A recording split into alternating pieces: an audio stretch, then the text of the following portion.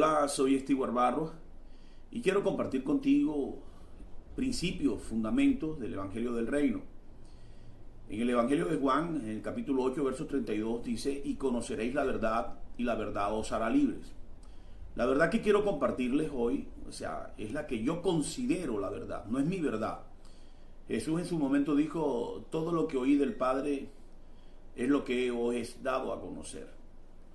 Así mismo digo yo en este día, yo no quiero compartir una verdad que me he creado, sino es la verdad que yo creí recibir de parte del Padre. En cada uno de ustedes está el juzgar las palabras, escudriñar las escrituras y determinar si lo que están escuchando es cierto o es falso. Quiero crear contenido a partir de este momento, un contenido de temas neurálgicos, de temas que son tipo tabú dentro de la iglesia. Y el primer tema que me ha venido al corazón para compartir es acerca de la iglesia verdadera. O sea, ¿cuál es la iglesia verdadera? Hay infinidad de religiones y cada una de ellas se autoproclama como la verdad. Quiero partir de una experiencia que tuvo una mujer con Jesús dentro de una sociedad que se creía tener una verdad, pero que había discordia con otra cultura, porque ellos también se ufanaban de tener una gran verdad. Esta mujer era la mujer samaritana que se encuentra con Jesús, como es bien sabido por muchos de ustedes. Se encuentra en el pozo, allí le pregunta cuando sus ojos se le abren y entiende que está hablando con el Mesías que habría de venir. Y le preguntas algo que me imagino que estuvo en su corazón durante mucho tiempo, porque tenía que encontrar parte de verdad en los judíos y parte de verdad en los samaritanos. La pregunta de ella para Jesús era: Señor, ¿en qué lugar se debe adorar? ¿En este monte? O sea, eran las creencias de los samarios, o en el monte de los judíos, era la creencia de los judíos. La respuesta de Jesús fue simple y es la respuesta que traigo para ti en este día. La hora viene, la hora es, cuando los verdaderos adoradores adorarán al Padre en espíritu y en verdad. De cierto te digo que ni en este monte ni en aquel. ¿Oíste? Porque es el tiempo para que los adoradores, los verdaderos adoradores, esos adoradores que busca el Padre, le adoren en espíritu y en verdad. Con esto quiero decirte, no existe un lugar de cuatro paredes donde pueda contener, donde se pueda contener la adoración y para que podamos intimar con el Altísimo.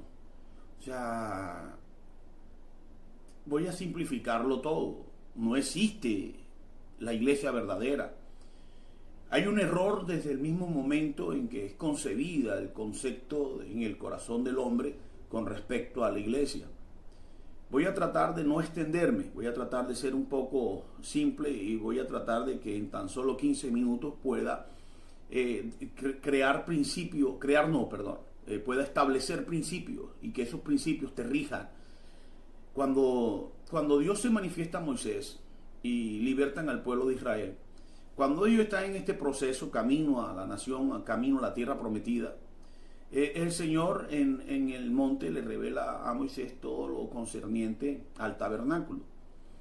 El tabernáculo era la habitación del Espíritu. Primero erigió Moisés un tabernáculo era como una tienda de campaña, era desarmable porque el pueblo era nómada. Cuando el pueblo de Israel se establece en la tierra prometida y Dios le concede a David hacer los preparativos para la edificación del templo, cuando Salomón le levanta, erige ese templo, el templo también era la habitación del Espíritu. La habitación más importante dentro del templo se llamaba lugar santísimo. En el lugar santísimo habitaba el Espíritu de Dios. Ese Espíritu de Dios primeramente habitó en el hombre, en Adán. Cuando Adán peca, Adán perdió el privilegio de Dios, perdió esa gracia y le fue quitado el Espíritu de Dios. Y el Espíritu de Dios fue reservado en un lugar donde la muerte prácticamente le protegía, no permitía que ningún hombre se acercase al Espíritu. Luego Dios en su infinita misericordia le concede al pueblo de Israel tener una cercanía al Espíritu, que fue el tabernáculo. Luego, cuando el pueblo de Dios es establecido en Israel, se le permite que erijan un templo y en ese templo habitaba el Espíritu de Dios, hasta que Jesús en la cruz del Calvario entregó su vida como propiciación por tus pecados y por mis pecados. Y dice que el velo del templo se rasgó. Nosotros cuando escuchamos la palabra velo creemos que se trata de una cortinilla traslúcida, pero según lecturas que he tenido e investigaciones que he ejecutado con respecto al velo, encontré que el velo era una serie de cortinas que tenían un espesor de 1,5 metros. ¿Oíste? Y este 1,5 metros fue rasgado por el sacrificio de Jesús en la cruz del Calvario, permitiéndole al Espíritu de Dios salir de un lugar en el cual era contenido a causa de la misericordia de Dios, para luego derramarlo sobre todas las naciones de la tierra, a los que creen en Jesús. Con esto te quiero decir que el templo que Dios nos dio para habitación del Espíritu. Hoy día no existe un templo para contener el Espíritu, no existe un templo hecho de manos de hombre para contener el Espíritu, porque ese templo eres tú y lo soy yo. Cuando reconocemos a Jesucristo como nuestro Señor y dador de maravillas, como ese que permitió que nosotros fuésemos librados de la muerte, que fuésemos librados de la condenación, cuando tú y yo conocemos o nos encontramos con su verdad, nos convertimos en adoradores, en espíritu y en verdad. No hay un lugar hecho por manos de hombre donde pueda habitar el Espíritu de Dios. Entonces tú y yo nos convertimos en tabernáculos.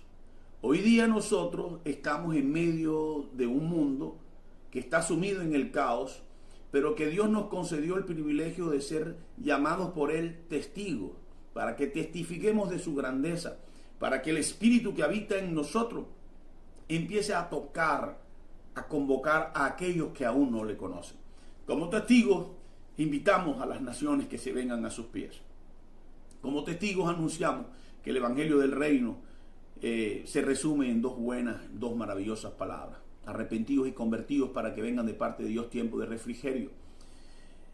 La esencia de este mensaje era decirte: no existe una iglesia verdadera. La iglesia verdadera no tiene un rótulo, la iglesia verdadera no tiene un nombre.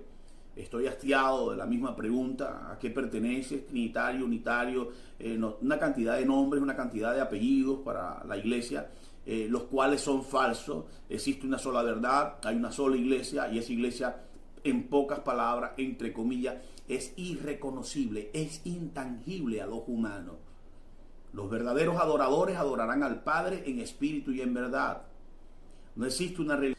Teniendo claro, pues, que no existe una denominación correcta, ¿qué es lo que debo hacer yo para tener un encuentro con el Señor? ¿De qué depende mi relación con Dios? El Señor le dijo a sus discípulos: si vosotros, siendo malos, sabéis dar buenas dádivas a vuestros hijos, porque ¿qué hijo de vosotros te pide un pescado y le vas a dar una serpiente? Asimismo, mi Padre que está en los cielos dará el Espíritu a todo aquel que se lo pida. O sea, lo que debo hacer para convertirme en un adorador en espíritu y en verdad es clamar al Señor, es clamar al Padre, es clamar al Padre en el nombre de Jesús y pedir que nos conceda el Espíritu de Dios. Cuando Jesús, reunido con sus discípulos, anunciaba que estaba a punto de perecer en la cruz del Calvario porque se ofrecía como un sacrificio, Jesús les dijo: les conviene que yo me vaya, porque yo voy a rogar al Padre y Él va a enviarles el Consolador.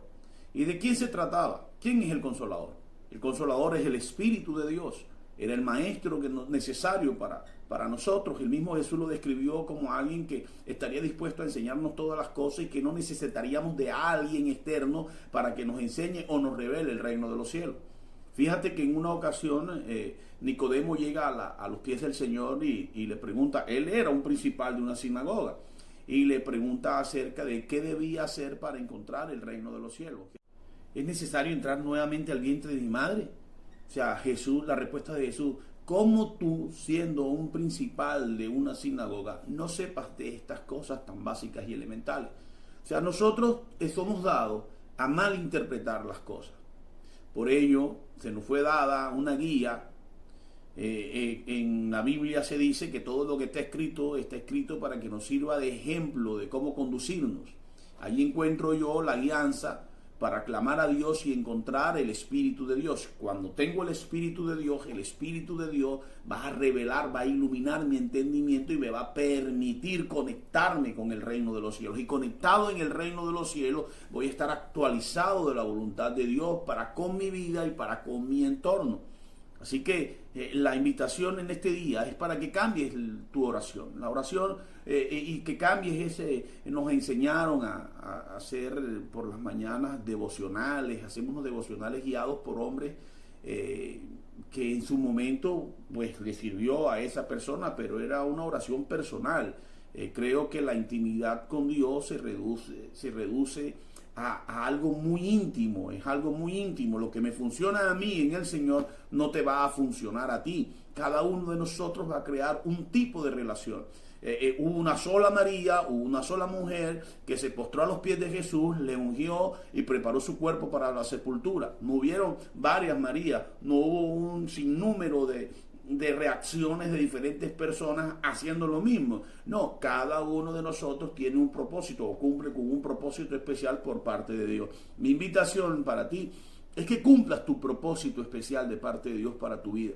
Cada uno de nosotros no fue llamado para ocupar un lugar en el espacio, no fuimos llamados para ocupar una banca en un lugar y para que nos peleemos por estar en un púlpito haciendo lo mismo o compartiéndole a personas que supuestamente ya son creyentes. ¿De qué sirve tener una Biblia debajo del brazo y la palabra alejada de su corazón? ¿De qué sirve que vivamos gritando aleluya, gloria a Dios, Cristo vive, pero odiamos a nuestros vecinos? No manifestamos en lo más mínimo esa paciencia y benignidad de Dios para con la humanidad. La Biblia se resume en dos cosas. Amarás a Dios sobre todas las cosas y amarás a tu prójimo como a ti mismo. Jesús dijo, no traigo un mandamiento nuevo. O sea, todo fue dado a conocer por el Señor desde los mismos días de Moisés. En los 10 mandamientos, los primeros 5 son hacia el Señor y los 5 siguientes son hacia la humanidad. O sea, amamos a Dios sobre todas las cosas, pero la única forma de amarle es cuando tenemos el Espíritu que nos guíe para que le amemos. Y le vamos a amar porque primeramente Él nos amó a nosotros y manifestó ese amor en nuestras vidas y nos concedió el privilegio de amarle. Y luego vamos a ser recíprocos, vamos a dar de gracia lo que recibimos de gracia. Así que quiero bendecirte, quiero darle gracias a Dios por concederme el privilegio de compartir contigo estos temas que son un poco neurálgicos. Sé que muchos se van a molestar por lo que comparto, pero lo que me importa es llevar la buena nueva de salvación a tu vida. Que Dios te bendiga, que Dios te tenga para grandes cosas, porque tener el Espíritu de Dios no es para pocas cosas. Fuimos llamados por Dios para trastornar a las naciones y quiero que tu espíritu se despierte y empieces a caminar como un adorador en espíritu y en verdad. Bendiciones.